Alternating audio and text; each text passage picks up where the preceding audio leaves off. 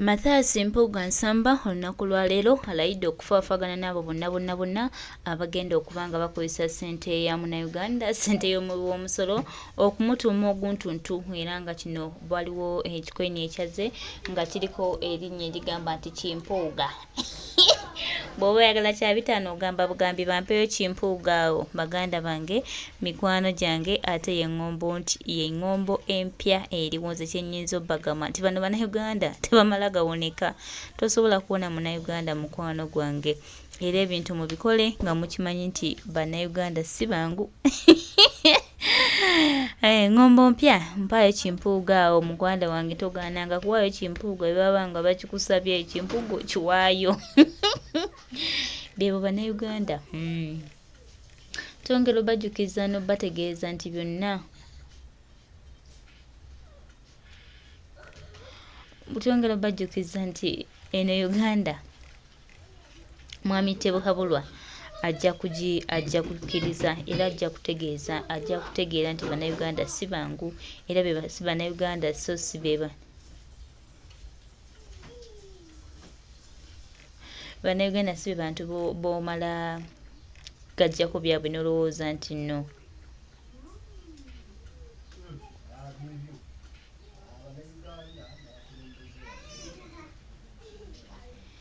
Twongera obajjukiza n'okubategeeza nti Uganda eno si kintu kyangu nnyo, era just si nnyonnyonnyo nti ojja kumala obba ssente za Munnayuganda oba kulekaawo oli nayini. Kimpuuga kyamaze dde okuba nga kifuluma, era gwe muganda wange oba nayo Kimpuuga genda muweegulire ekyokulya. Kunyo ani yali amanyi nti omuntu alituuka okubanga adduka byayita bimekwano nga abadduka.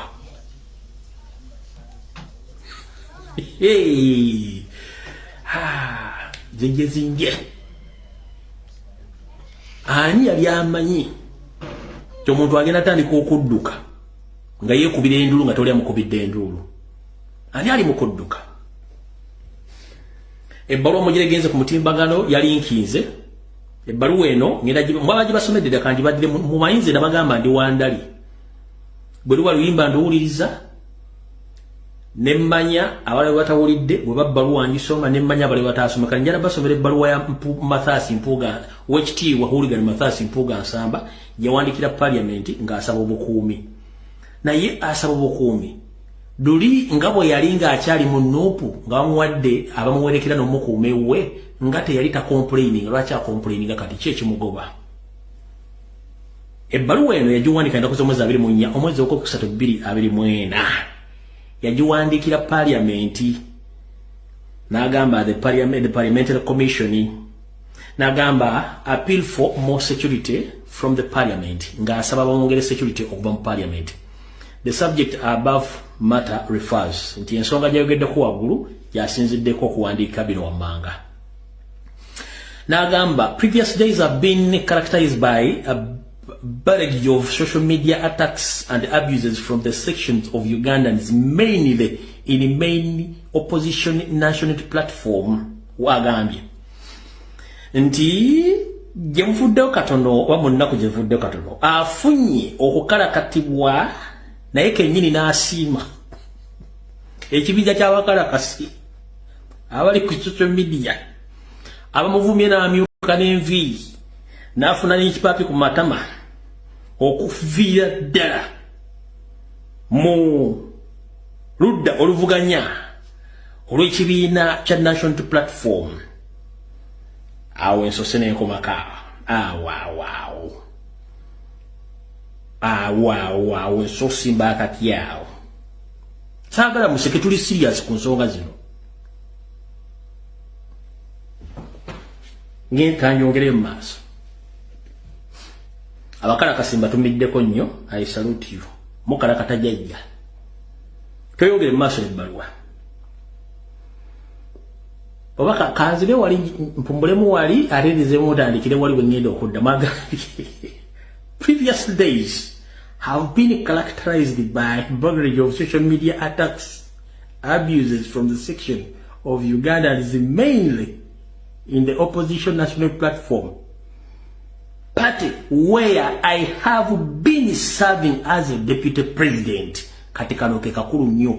Mwenna tebataba nnyonnyodde nze nabaga nti bwe mba nga ndi ku lutindo nga ndi wandali. Ndaba kubera ko bulije beemu wendali ajjamu buliji nya kati nze buliji gye mpitako yo nesemba kati wano wengendo bannyonnyolera ebbaluwa no museke. Agambye a party where I've been serving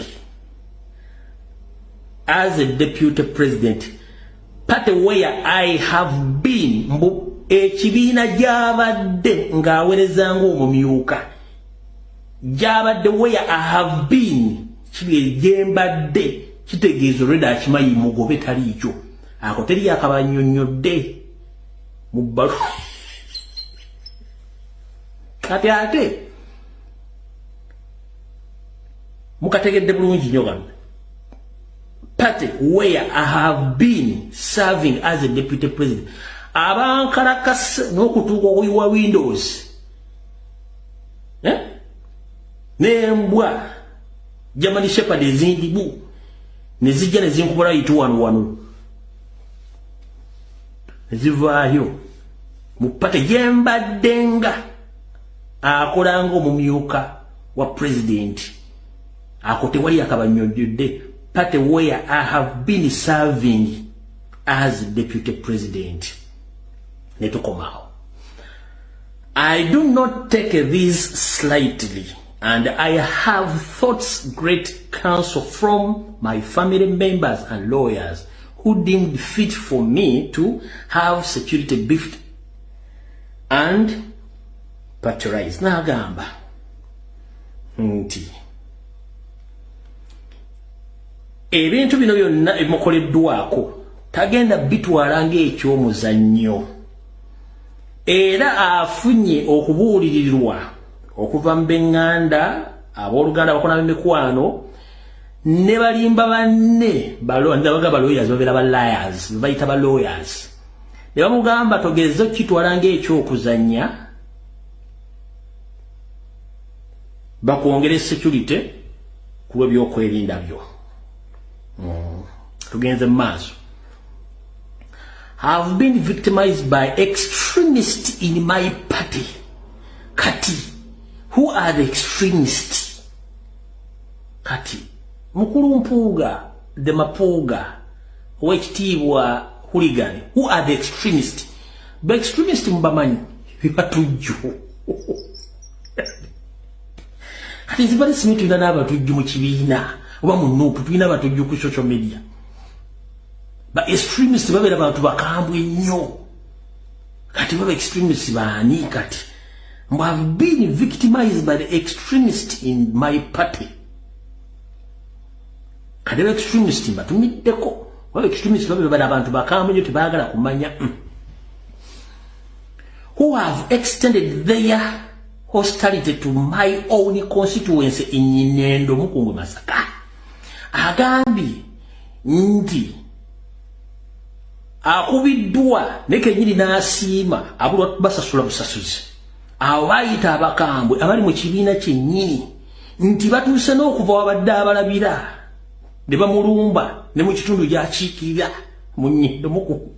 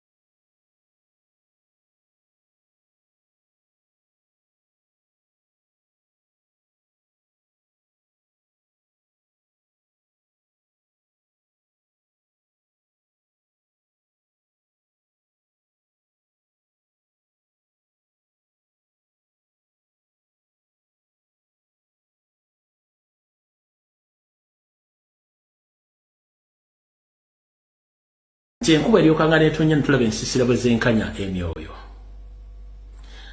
Who knew? Ani yali amanyi nti omuntu alituuka okubanga adduka byayita bimekwano ng'abadduka.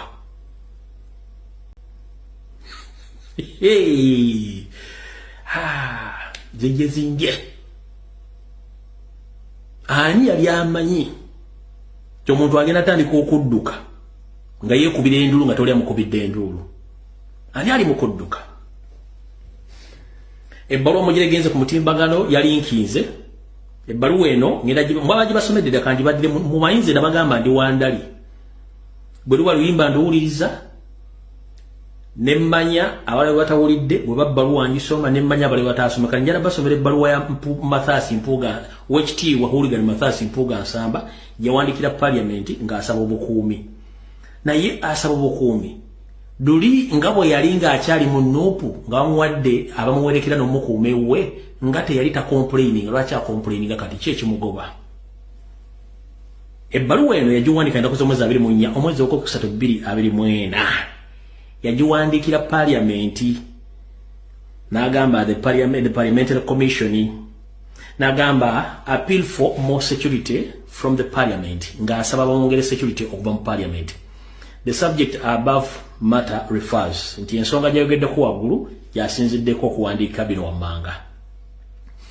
N'agamba previous days have been characterized by a barrage of social media attacks and abuses from the sections of Ugandans, mainly in the main opposition national platform. Wagambye nti gyemuvuddeyo katono oba munnaku gyevuddeyo katono afunye okukalakatibwa naye kennyini n'asiima ekibinja ky'abakalakasi abali ku social media abamuvumye n'amyuka n'enviiri n'afuna n'ekipaapi ku matama okuviira ddala mu ludda oluvuganya olw'ekibiina kya National Platform. Awo ensose n'enkomaka awo ensose mbaakatyawo. Saagala museke, tuli serious ku nsonga zino. Ng'entanyongere mu maaso. Abakalakasi mbatumiddeko nnyo, I salute you. Mukalakata jjajja. Toyongere mu maaso n'ebbaluwa. Oba kanzire wali mpumbulemu wali atereezemu otandikire wali bwe ngenda okudda. Previous days have been characterized by barrage of social media attacks, abuses from the section of Ugandans, mainly in the opposition national platform party where I have been serving as a deputy president. Katikanoke kakulu nnyo mwenna tebataba nnyonnyodde nze nabaga nti bwe mba nga ndi ku lutindo nga ndi wandali ndaba kubeerako buligi beemu wendali ajiramu buligi nyakati nze buligi gyempitako yo nesemba kati wano wengenda obba nnyonnyolera ebbaluwa ono museke. Agambye a party where I've been serving as a deputy president, party where I have been ekibiina gyabadde ng'aweerezanga omumyuka gyabadde where I have been kibiri gyembadde kitegeeza olwedda akimanyi mugobe taliikyo ako teri akabannyonnyodde mu bbaluwa. Kati ate mukategedde bulungi nnyo gano party where I have been serving as a deputy president. Abankalakasa n'okutuuka okuyiwa Windows n'embwa German Shepherd ezindibu ne zijja ne zinkubula yitu wano ne zivaayo mu party gyembadde nga akolanga omumyuka wa president. Ako tewali akabannyonnyodde party where I have been serving as deputy president. Netukomao. I do not take this slightly, and I have thoughts great counsel from my family members and lawyers who deemed fit for me to have security beefed and patronize. N'agamba nti ebintu bino byonna ebimukoleddwako tagenda bitwala ng'ekyomuzannyo era afunye okubuulirirwa okuva mu b'eŋŋanda abooluganda bakona b'emikwano ne balimba banne balawyers babeera ba liars bayita ba lawyers ne bamugamba togezza okukitwala ng'ekyokuzannya bakwongera security ku lw'ebyokwerinda byo. Tugenze mu maaso.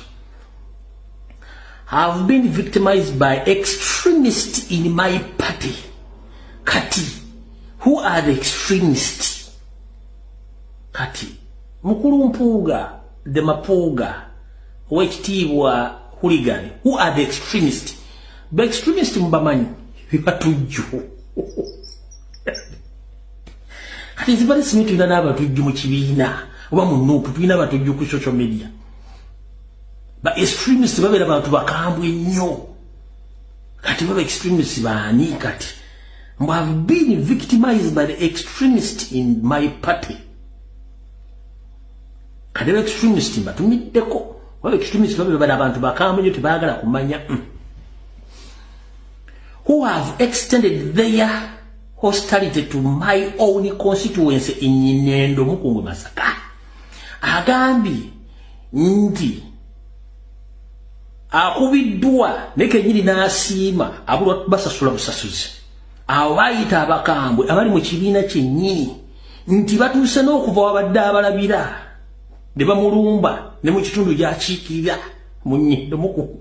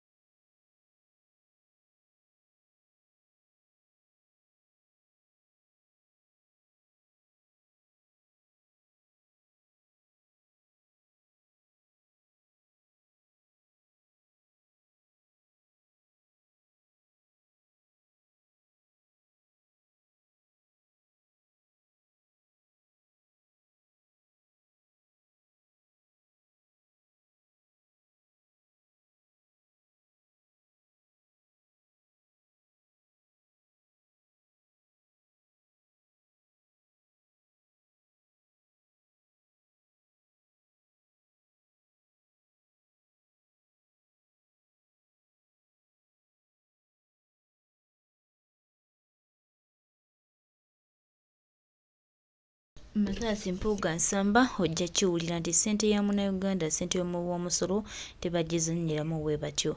Abaana akabakutume abaana akabakuyita amannya ge bandi gonna ge babula ge bayagala kubanga wafuuse kyakuzannyisa wafuuse kyeyononero weekoledde erinnya Mathias Mpuuga nsamba Kimpuuga Munnayuganda wange oba nayo Kimpuuga osobola kimpeeza nenfuna ku kyokunywa nange nenzikakkanya omwoyo nenzikakkanya n'omubiri banange tweyanziza nnyo tweyanzenge mwebale kwagala ggwanga mwebale kubeerawo ku lwa Uganda eno era tusaba Mukama atukwatireko atulungamye atukulembere tulabe nga tutambula tulabe nga tutereeza ensi yaffe.